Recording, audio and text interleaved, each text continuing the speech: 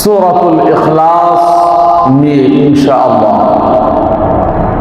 সূরাতুল ইখলাস হলো কোরআন কারীমের 112তম সূরা।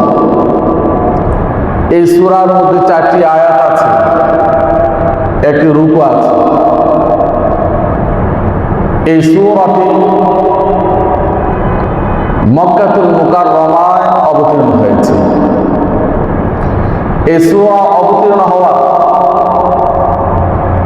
কয়েকটি প্রেক্ষাপট রয়েছে। বিভিন্ন তাফসীরের মধ্যে তা অবতীর্ণ হওয়ার কয়েকটি প্রেক্ষাপট বলা হয়েছে। তার মধ্য থেকে 3টি প্রেক্ষাপট আমি আপনাদের সামনে উল্লেখ করব বুঝার জন্য ইনশাআল্লাহ।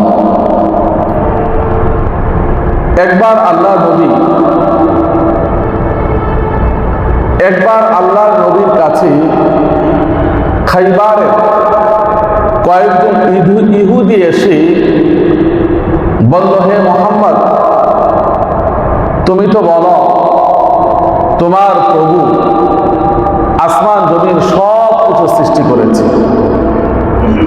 এবার তুমি বলো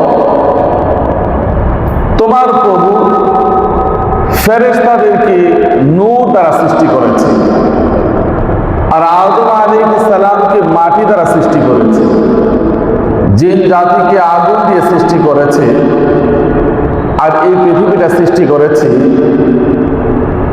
পানির ফেনা থেকে।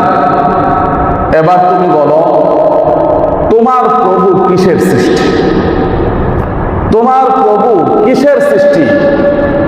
তাকে কি দিয়ে সৃষ্টি করা হয়েছে? তাকে কে সৃষ্টি করেছে? আল্লাহ নবী তাদের কথায় কোনো জবাব দিলেন না, চুপ করে রইলেন। তাদের কষ্ট থেকেই গেল। আরেকদিন নাজরানের 7 জন ইহুদি আল্লাহ রসুলের কাছে এসে বলল, হে মুহাম্মদ, তুমি তো বলো আল্লাহ আছে, সেই আল্লাহর দাওয়াত তুমি দিচ্ছ মানুষকে, সে আল্লাহর একত্ববাদের দাওয়াত তুমি মানুষকে দিচ্ছ। তুমি বলো তো দেখি, তোমার প্রভু স্বর্ণের সৃষ্টি, না রূপার সৃষ্টি, না পাথরের সৃষ্টি, না মাটির সৃষ্টি? আল্লাহ রসুল কোনো কিছুই বললেন না। তাদের প্রশ্ন রয়ে গেল। আরেকদিন মুশরিকরা এসে বলল, হে মুহাম্মদ, উনসুব লানা রাব্বাক। প্রত্যেকটা মানুষের একটা বংশধারা আছে। তোমার প্রভুর বংশধারা কি? তার বাবা কি? তার বাবার নাম কি? তার বাবার বাবার নাম কি? আল্লাহ রসুল তাদের কথায় চুপ করে রইলেন। একদিন আল্লাহ রসুল খানায়ে কাবার সামনে বসে তিনি আল্লাহ তাআলাকে স্মরণ করছেন, আর তাদের এই প্রশ্নের উত্তরগুলি পাওয়ার জন্য আল্লাহর দিকে তাকিয়ে রইলেন। আল্লাহ তাআলা কি বলেন?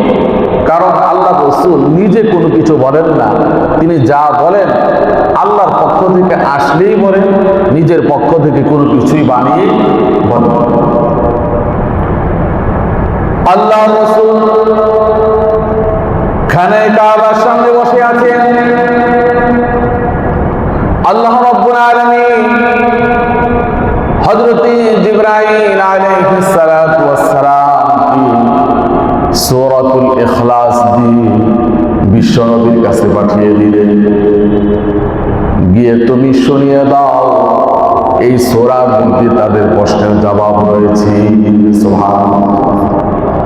হযরত জিবরাইল আল্লাহ নবীর কাছে এসে বললেন,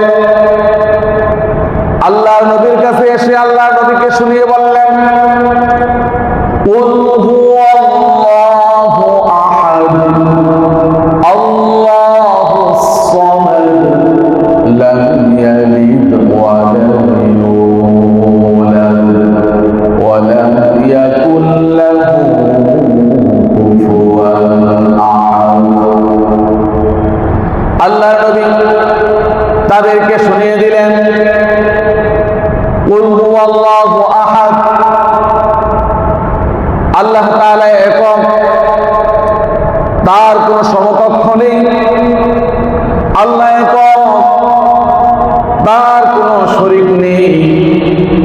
তাকে কেউ জন্ম দেয়নি এবং তিনিও কাউকে জন্ম দেন না।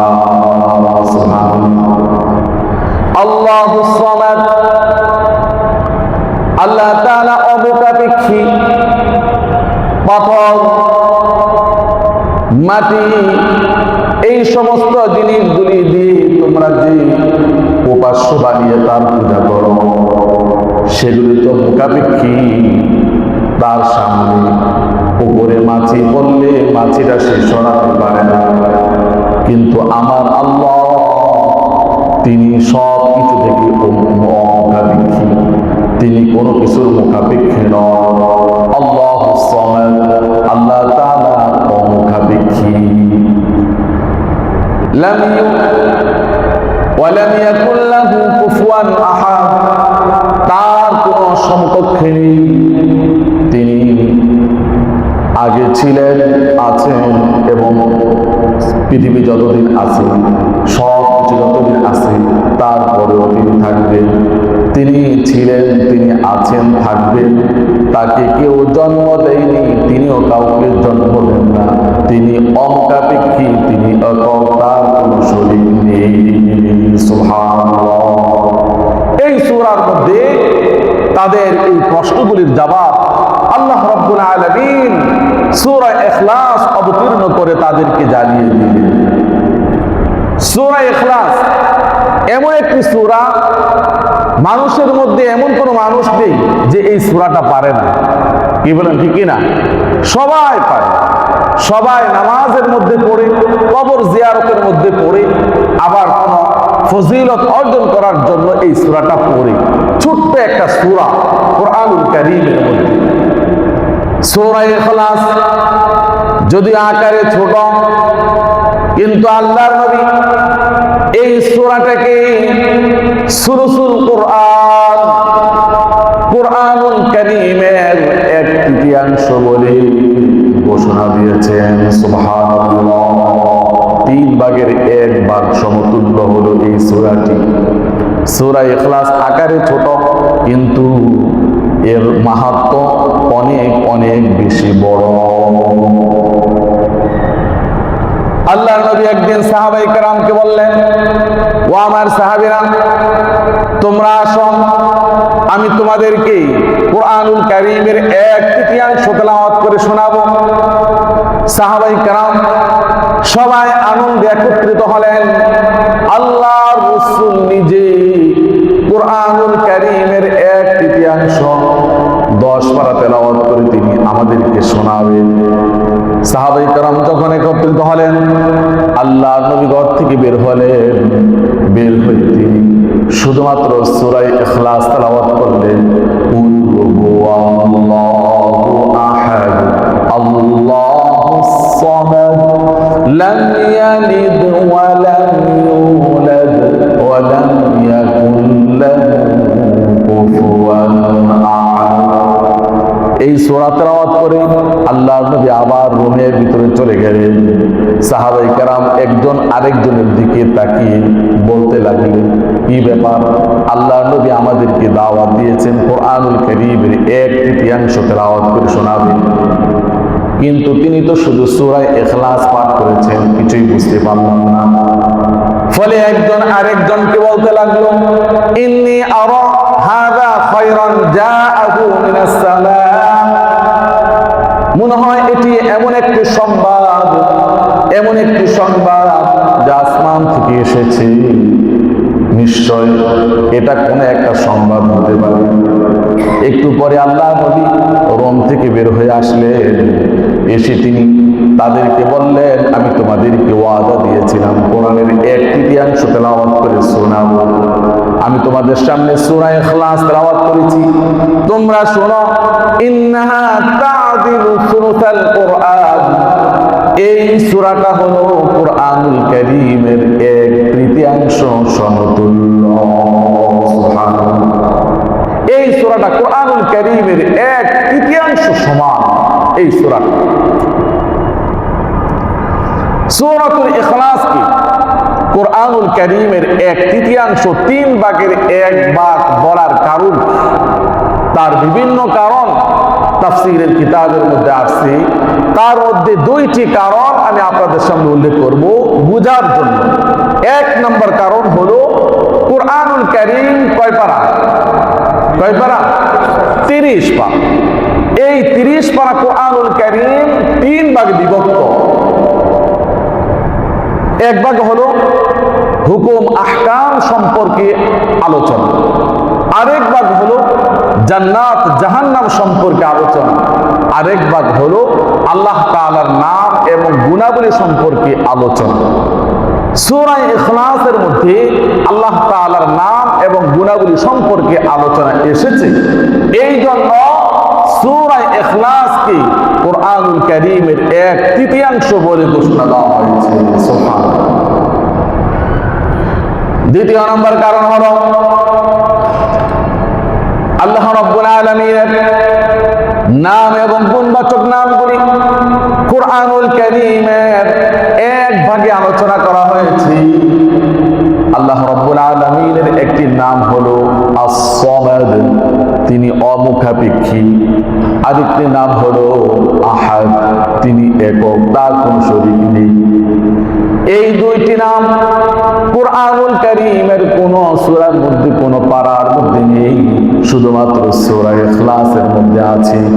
এই জন্য এই সূরাটিকে কুরআনুল কারীমের 1/3 বলে ঘোষণা দেওয়া হয়েছে। সুবহানাল্লাহ। সামাদ, আহাদ, আল্লাহ তাআলা দুইটা গুণবাচক নাম কোরআনের কোথাও নেই, শুধুমাত্র সূরা ইখলাসের মধ্যে আছে। যেহেতু আল্লাহ তাআলার গুণবাচক দুইটি নাম সূরা ইখলাসের মধ্যে শুধু আছে, এই জন্য সূরা ইখলাসকে কোরআনের 1/3 বলে ঘোষণা দেওয়া হয়েছে। সুবহানাল্লাহ। সূরা ইখলাস যদিও ছোট একটি আয়াত, ছোট একটি সূরা, তার মধ্যে 4টি আয়াত আছে। কুরআনুল কারীমের মধ্যে অন্যান্য সূরার তুলনায় যদিও ছোট, কিন্তু সওয়াবের দিক দিয়ে, মাহাত্মের দিক দিয়ে, গুরুত্বের দিক দিয়ে তার ছোট নয়। কুরআনুল কারীমের 1/3 সমতুল্য। সুবহানাল্লাহ। আল্লাহ নবী হাদিসের মধ্যে ইরশাদ করেন, যে ব্যক্তি শুদ্ধভাবে সূরা ইখলাস একবার পাঠ করবে, ওই ব্যক্তি কুরআনুল কারীম 10 পারা তেলাওয়াত করার সওয়াব পেয়ে যাবে। সুবহানাল্লাহ। 2 বার পাঠ করলে 20 পারা কুরআনুল কারীম তেলাওয়াত করার সওয়াব পেয়ে যাবে। 3 বার পাঠ করলে 30 পারা কুরআনুল কারীম তেলাওয়াত করার সওয়াব পেয়ে যাবে। সুবহানাল্লাহ। তাফসীর ইবনে কাসীরের মধ্যে আছে, রাসূলের বিশিষ্ট সাহাবী হযরত উকবা ইবনে আমির রাদিয়াল্লাহু তাআলা আনহু বর্ণনা করেন, একদিন আল্লাহর রাসূল বললেন, কুরআনুল কারীমের মধ্যে এমন 3টি সূরা আছে, যেই 3টি সূরা তাওরাত কিতাবের মধ্যেও ছিল, জাবুর কিতাবের মধ্যেও ছিল, ইনজিল কিতাবের মধ্যেও ছিল। আল্লাহ তাআলা এই 3টি সূরা কুরআনুল কারীমের মধ্যে অবতীর্ণ করে দিয়েছে। সুবহানাল্লাহ। সেই 3টি সূরা হলো সূরা ইখলাস, সূরা ফালাক, সূরা নাস। এই 3টি সূরা তাওরাতের মধ্যে ছিল, জাবুরের মধ্যে ছিল, ইনজিল কিতাবের মধ্যেও ছিল। আল্লাহ তাআলা কুরআনুল কারীমের মধ্যেও এই 3টি সূরা অবতীর্ণ করে দিয়েছেন। সুবহানাল্লাহ। আল্লাহ নবী বলেন, তোমরা এই 3টি সূরা তেলাওয়াত করা ছাড়া কোনোদিন তোমরা ঘুম যাবে না। রাসূলের সাহাবী উকবা ইবনে আমির রাদিয়াল্লাহু তাআলা আনহু বলেন, যেদিন থেকে আমি এই কথা শুনেছি, ওই দিন থেকে এর উপর আমল শুরু করে দিয়েছি। আমি কোনোদিন এই 2-3 সূরা তেলাওয়াত করা ছাড়া কোনোদিন ঘুমাই না। হাদিসের মধ্যে এই 3টি সূরাকে মুআউযিযাত বলা হয়। এই 3টি সূরাকে মুআউযিযাত বলা হয়। আল্লাহ নবী এই 3টি সূরার উপর আমল তিনি 4 সময় করেছেন, 4 ভাবে করেছেন। ফজরের নামাজের সময়, ফজরের নামাজের পর, মাগরিব নামাজের পর এই তিনটি সূরা তিনি তিনবার করে তেলাওয়াত করেছেন। তাছাড়া জোহরের নামাজের সময়, আসরের নামাজের সময়, এশার নামাজের সময় এই তিনটি সূরা তিনি একবার করে তেলাওয়াত করেছেন। নিজে অসুস্থ হলে অথবা অন্যজনে অসুস্থ হলে এই তিনটি সূরাকে একবার তেলাওয়াত করে আল্লাহর নবী নিজের শরীরের মধ্যে ফু দিতেন আর রোগীর শরীরের মধ্যে ফু দিতেন। সুবহানাল্লাহ। 4 নম্বর পদ্ধতি হলো প্রতি রাত্রি যখন আল্লাহর নবী ঘুম যাওয়ার জন্য বিছানায় যেতেন তখন এই সূরাগুলি একবার করে আল্লাহর নবী নিজের শরীরের মধ্যে ফুৎকার দিয়ে দিতেন। সুবহানাল্লাহ। আমরা কি আমলগুলি করতে রাজি আছি? ইনশাআল্লাহ আমরাও এই 3টা সূরা পড়ব।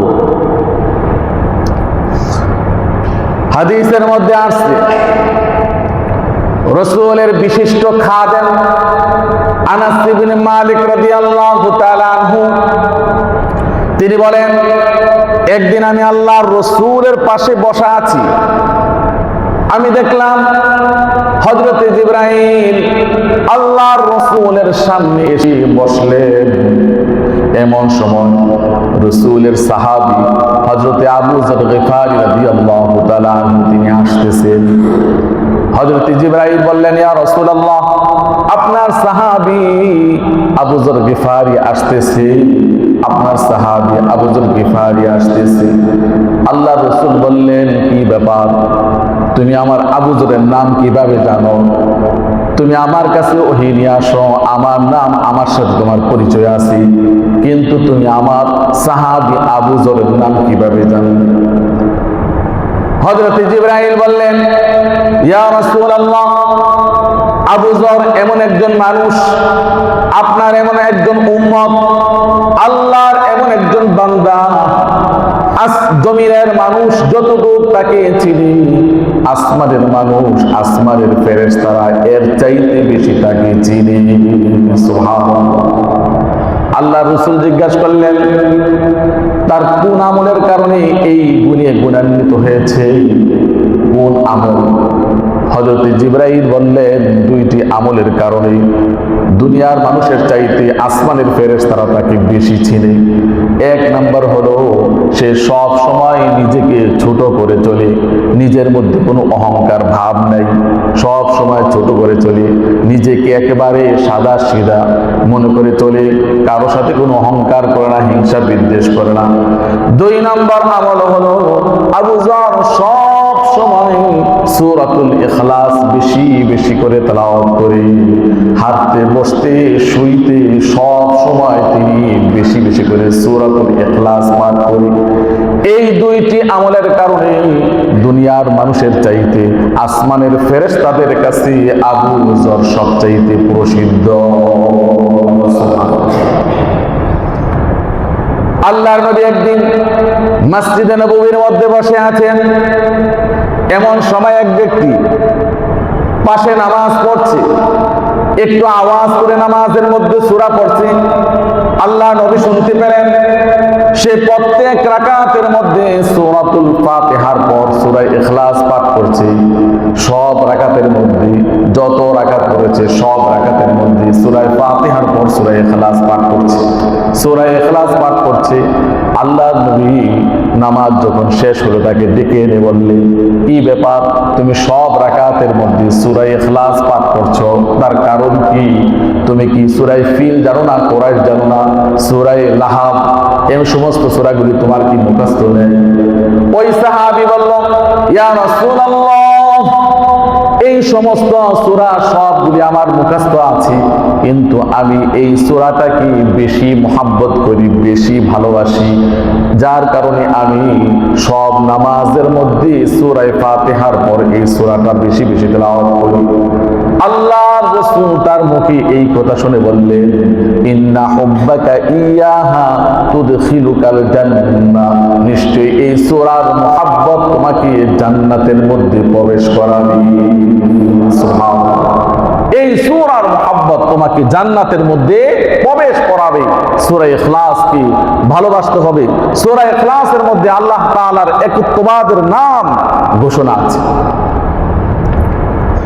হাদিসের মধ্যে আছে, যেই ব্যক্তি সূরা ইখলাস প্রতিদিন 100 বার তেলাওয়াত করবে, 100 বার তেলাওয়াত করবে সূরা ইখলাস, আল্লাহ রাব্বুল আলামিন তার 50 বছরের গুনাহগুলি আল্লাহ তাআলা ক্ষমা করে দিবে। সুবহানাল্লাহ। ইল্লা আইয়াকুনা লাহু দাইনুন, তবে ঋণের গুনাহ নয়। যদি ঋণ থেকে মারা যায়, ঋণের গুনাহ, এটা পরের হক আল্লাহ রাব্বুল আলামিন কখনো ক্ষমা করবেন না। আল্লাহর যে হক আছে, ইচ্ছা করলে আল্লাহ নামাজ, রোজা, হজ, যাকাতের গুনাহগুলি মাফ করে দিবে। যদি 100 বার কোনো ব্যক্তি সূরা ইখলাস প্রতিদিন পাঠ করে, আল্লাহ রাব্বুল আলামিন তার 50 বছরের গুনাহসমূহ ক্ষমা করে দিবে।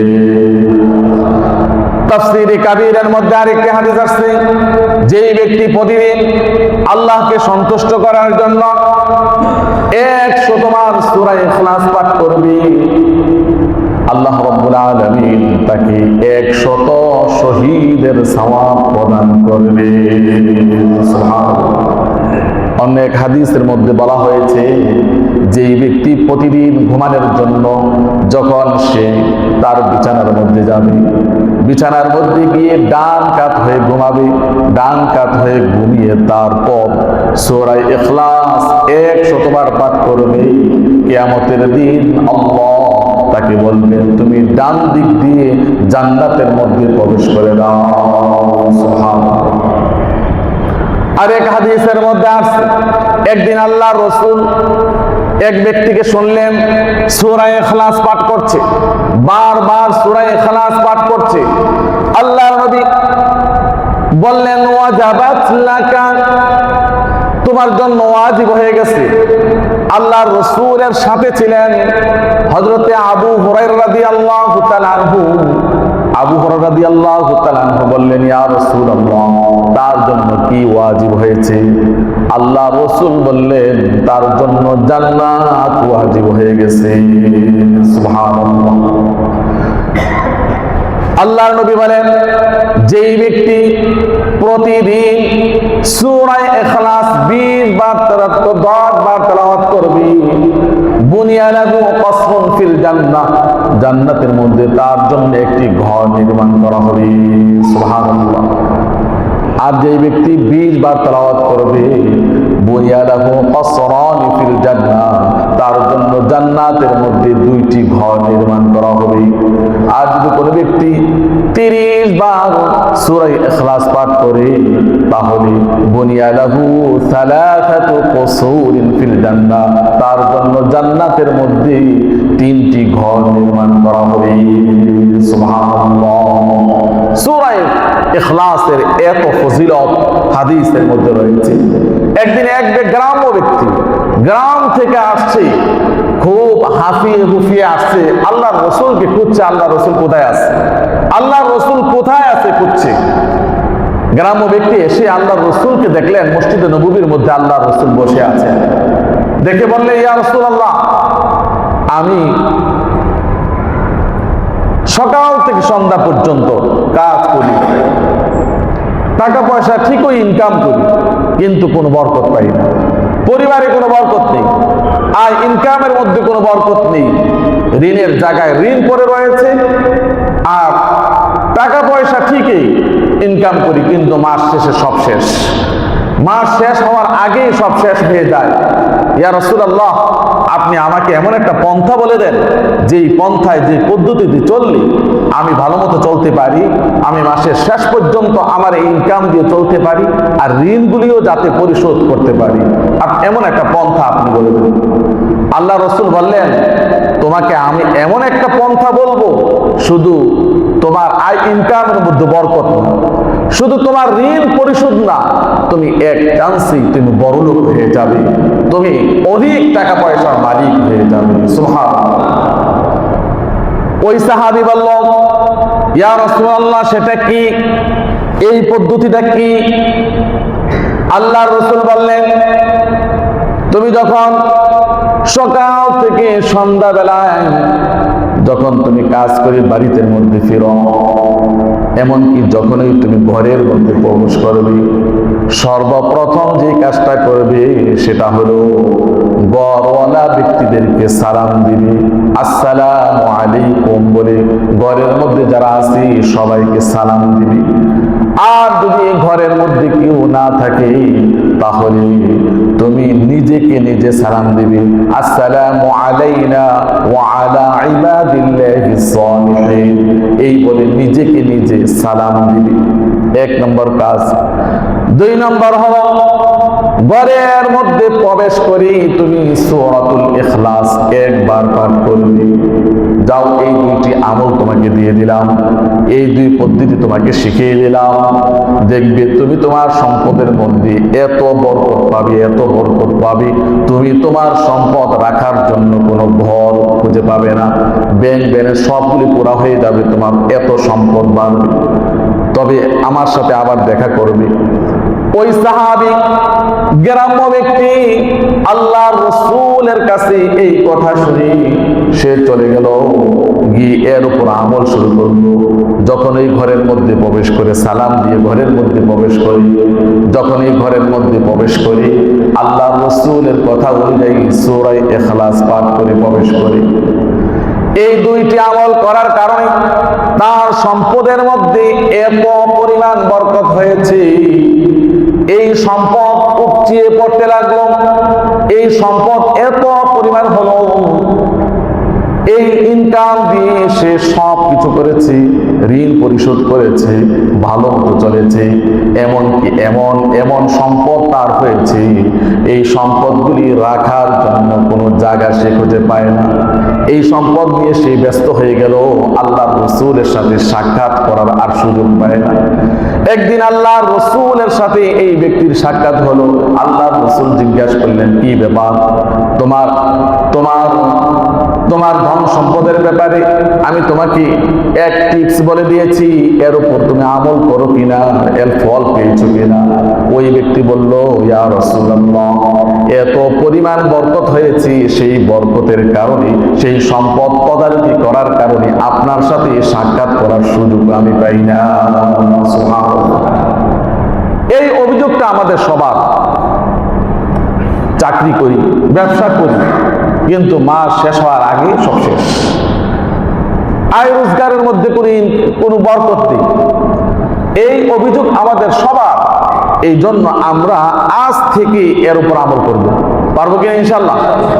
আজ থেকে এর উপর আমল করব। এক নম্বর আমল হলো ঘরের মধ্যে প্রবেশ করতে সালাম দিব। যদি ঘরের মধ্যে কেউ না থাকে, খালি ঘর থাকে, তাহলে নিজেকে সালাম দিব, আসসালামু আলাইনা ওয়া আলা ইবাদিল্লাহিস সালিহিন। আর প্রবেশ করেই সূরা ইখলাস একবার পাঠ করব। কয়বার? একবার পাঠ করব ইনশাআল্লাহ।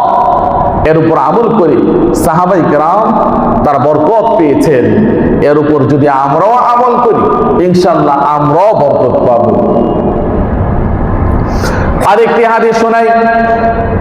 কোন ব্যক্তি যদি মুমূর্ষু অবস্থায় সূরা ইখলাস পাঠ করে, মৃত্যু প্রায় অবস্থায় মরে যাচ্ছে, দুনিয়ার থেকে চিরবিদায় হয়ে যাবে, এমন সময় যদি সে সূরা ইখলাস পাঠ করে ইন্তেকাল করতে পারে, তাহলে তার কপাল খুলে যাবে, তার ভাগ্য খুলে যাবে। আল্লাহর রাসূল বলেছেন, মৃত্যুর সময় যে ব্যক্তি সূরা ইখলাস পাঠ করে ইন্তেকাল করবে, কবরের মধ্যে তাকে কোনো কষ্ট দেওয়া হবে না, কবরের সম্পূর্ণ চাপ থেকে সে নিরাপদ থাকবে। আর কিয়ামতের দিন ফেরেশতারা তাদের ডানার মধ্যে উঠিয়ে ফুলসিরাত অতিক্রম করে দিয়ে জান্নাতের মধ্যে ওই ব্যক্তিকে পৌঁছিয়ে দিবে। সুবহানাল্লাহ। এই জন্য মুমূর্ষু ব্যক্তি যারা আছে তাদের সামনে আমরা কালিমা তয়্যিবা বেশি বেশি পাঠ করব, আর সূরা ইখলাস তার সামনে বেশি বেশি পাঠ করব। যদি কালিমা তয়্যিবা পরে ইন্তেকাল করতে পারে, দাখালাল জান্নাহ, ওই ব্যক্তির জন্য জান্নাত নিশ্চিত। আর যদি সূরা ইখলাস পাঠ করে ইন্তেকাল করতে পারে, তাহলে তো কপাল খুলেই গেছে। এই সূরা ইখলাসের উপর আমরা আমল করব। একবার এক যুদ্ধে আল্লাহর রাসূল ছোট একটা বাহিনীর দল নেতা বানিয়ে এক সাহাবীকে পাঠালেন। ওই সাহাবী যুদ্ধের ময়দানে যতদিন ছিল ততদিন তিনি তার সৈন্যদের ইমামতি করেছেন। ইমামতি যখনই করতেন তখনই তিনি সূরা ফাতিহা পাঠ করে সূরা ইখলাস পাঠ করতেন। সব রাকাতে তাই করতেন। সাহাবাই কেরাম বললেন কি ব্যাপার, আপনি কি অন্য পুরা সূরা জানেন না, খালি সূরা ইখলাস পাঠ করেন, তার কারণ কি? যুদ্ধ শেষে ফিরে এসে আল্লাহর নবীকে জানানো হলো। আল্লাহর নবী বললেন, তাকে জিজ্ঞাসা করো সে কেন এই আমল করে, কেন সে সূরা ইখলাস বারবার নামাজের মধ্যে পাঠ করে, তাকে জিজ্ঞাসা করা হলো। ওই ব্যক্তি বললেন, লিআন্নাহা সিফাতুর রহমান ফাআনা উহিব্বু আন আকরাআহা। আমি এই সূরাটা হলো আল্লাহ তাআলার গুণাবলী সম্পর্কিত। আল্লাহর অনেকগুলো গুণ এর মধ্যে রয়েছে, আল্লাহর একত্ববাদের গুণ এর মধ্যে বর্ণনা করা হয়েছে। এই সূরাটাকে আমি ভালোবাসি, এই জন্য আমি প্রত্যেক রাকাতের মধ্যে এই সূরাটা বেশি বেশি পাঠ করি। আল্লাহর রাসূল জানিয়ে দিলেন, আখবিরুহু আন্নাল্লাহা ইউহিব্বুহু, তোমরা তাকে জানিয়ে দাও সে যেহেতু এই সূরাকে ভালোবাসে, আল্লাহ রাব্বুল আলামিন তাকে ভালোবাসে। আল্লাহ তাআলাও তাকে ভালোবাসেন এই সূরার বরকতে। মসজিদে কুবার মধ্যে এক আনসারী ব্যক্তি ইমামতি করতেন। তিনি কি করতেন? প্রত্যেক রাকাতে সূরা ফাতিহার পর অন্য সূরা মিলাতেন, যদি মিলাতেন কিন্তু অন্য সূরার পরে আবার সূরা ইখলাস পড়তেন। সূরা ফাতিহার পর সূরা ইখলাস পড়তেন, আর অন্য সূরা মিলালেও সূরা ইখলাস আবার পড়তেন। এভাবে করে তিনি প্রতি রাকাতেই সূরা ইখলাস পাঠ করতেন। আল্লাহ রাসূলের সাহাবীরা ওই ব্যক্তিকে জিজ্ঞাসা করলেন যে কি ব্যাপার, আপনি সব রাকাতে সূরা ইখলাস পাঠ করেন, আর কি কোনো সূরা আপনার জানা নাই? তাহলে হ্যাঁ, অবশ্যই জানা আছে। তোমার যদি ভালো না লাগে তাহলে অন্য মসজিদে গিয়ে নামাজ পড়ো, আর যদি আমাকে ভালো না লাগে তাহলে আমি আর আজ থেকে নামাজ পড়াবো না। আল্লাহ রাসূলের কাছে অভিযোগ দেওয়া হলো। আল্লাহ রাসূল বললেন, তাকে জিজ্ঞাসা করো সে এই কাজ কেন করো, তাকে জিজ্ঞাসা করা হলো। ওই ব্যক্তি বলল, এই সূরাটাকে আমি সবচাইতে বেশি ভালোবাসি, কারণ এই সূরার মধ্যে আল্লাহর একত্ববাদের ঘোষণা রয়েছে, এই জন্য এই সূরাটাকে আমি ভালোবাসি। আল্লাহ রাসূল বললেন, ইন্না হুব্বাকা ইয়াহা আদখালাকাল জান্নাহ, এই সূরার মুহাব্বত তোমাকে জান্নাতে পৌঁছিয়ে দিবে। সুবহানাল্লাহ, এত ফজিলতপূর্ণ একটি সূরা। একবার তাবুকের যুদ্ধে আল্লাহর রাসূল গিয়েছেন কাফের মুশরিকদের সাথে যুদ্ধ করার জন্য।